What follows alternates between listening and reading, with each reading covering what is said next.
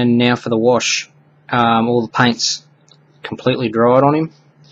What we want to do is we want to take HP's wash, which is a if you go and look at one of my videos on how to make HP's wash, it's a drop-to-drop ratio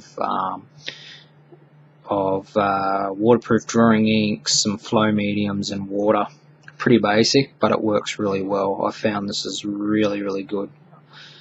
Now, basically all we do is we heavily wash him, and this is what I like.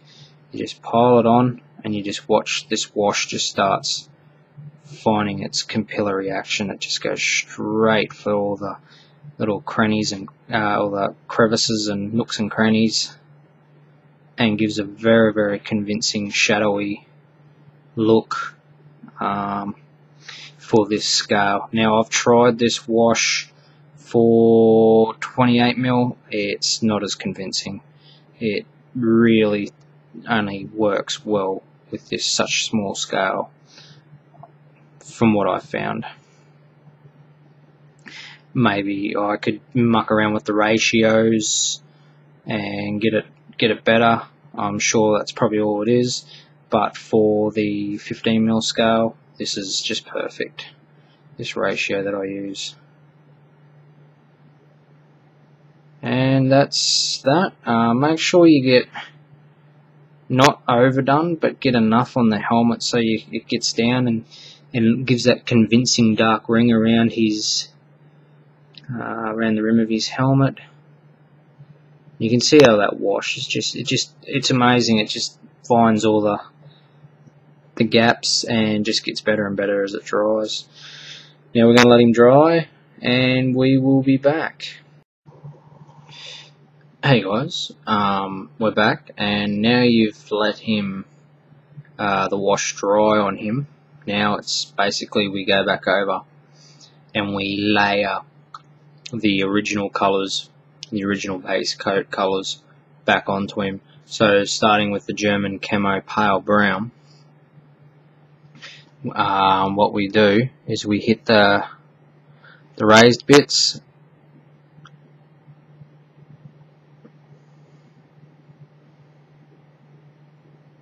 leaving all the little creases in his clothes, and this is going to give you the sense of depth.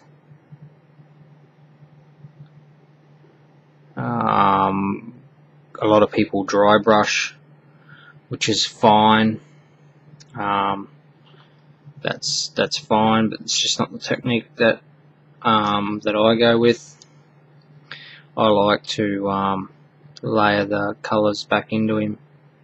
I find that it's a lot more controlling, and I think you get a better finish. Dry brushing, you tend to get a powdery look that I've never been happy with. I mean, some people are really good at dry brushing, don't get me wrong. I've never been one to be that good at it.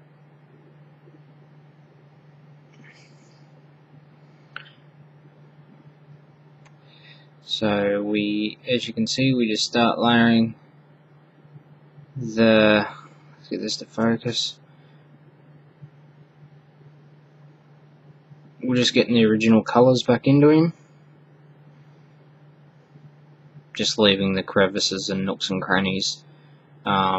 His actual uniform as such is not something to be overly concerned with because of the camo pattern that we're going to be putting on him, but everything else, like his bread bag, we'll just grab this green-grey, and we just hit the outside edges.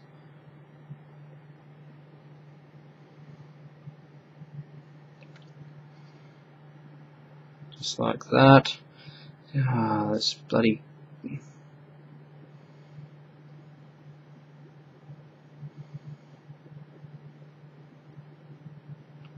Just leaving some shadow and depth on him. Now, the beige brown, canteen here, we hit the outside edges of it, and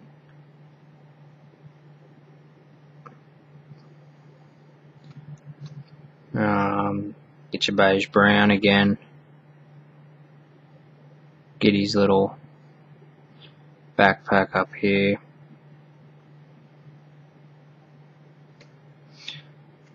At first you'll probably find this will take you a long time, but you will get used to it and you tend to start running with it after a couple of guys. Now the German camo.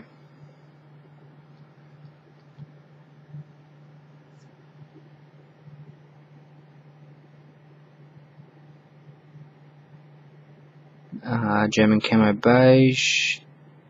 Just want to get his little knapsack here.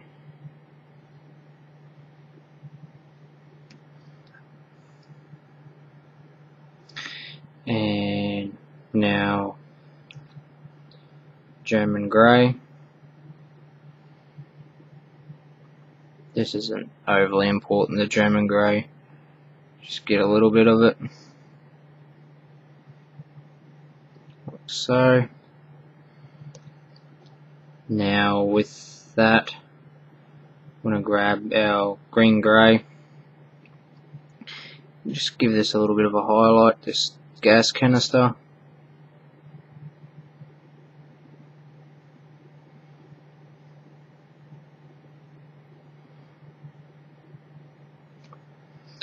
And we want to put do the marks in the gas canister. I don't know if you can see this.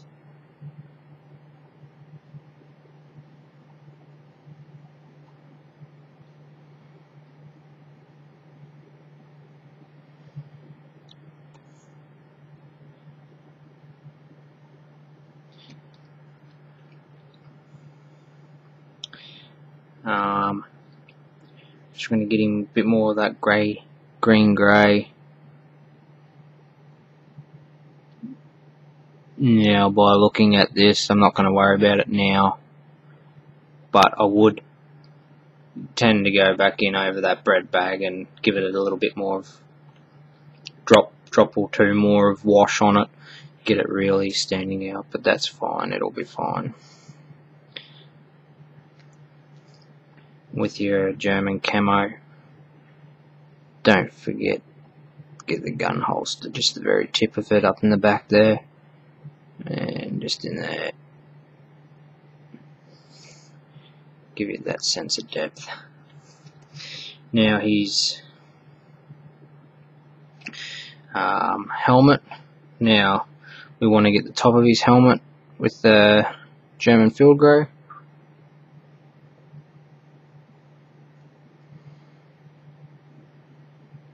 So you want to go quite thick on there, on the top, and then just drag it around and down, not to the ring, but stay off a little ways. When you get down sort of a bit, you want your paint to be quite thicker on top sort of thing, and you want it to sort of, you're dragging it to a more translucent finish, the closer to that ring, that ring in there. And once you've done that, you want to get a nice solid ring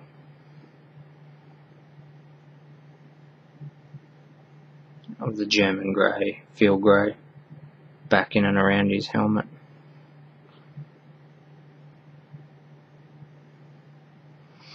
And you've got to be careful that you do not hit what you've painted, because it's a pain in the ass to try and go back and fix it up. Now we need a bit of German grey. Bit of gunmetal grey. What we want to do here, I just want to hit the top of his canteen and that strap on his water container.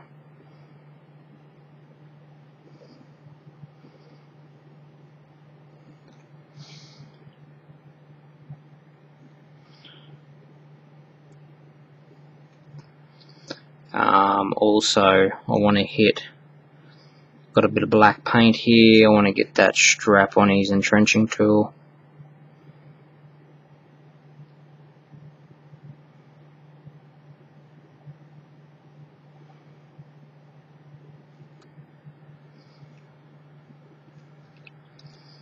And with the black also I want to start putting some of his straps in. It's really hard to see where his straps are. I use black straps for SS. I find it gives a very nice and convincing finish. With the Fallschirmjäger I used a brown strap.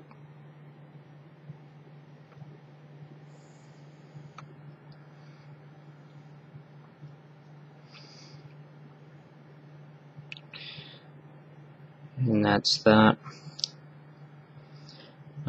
We can, if you really feel you must, you can go and tidy his boots up.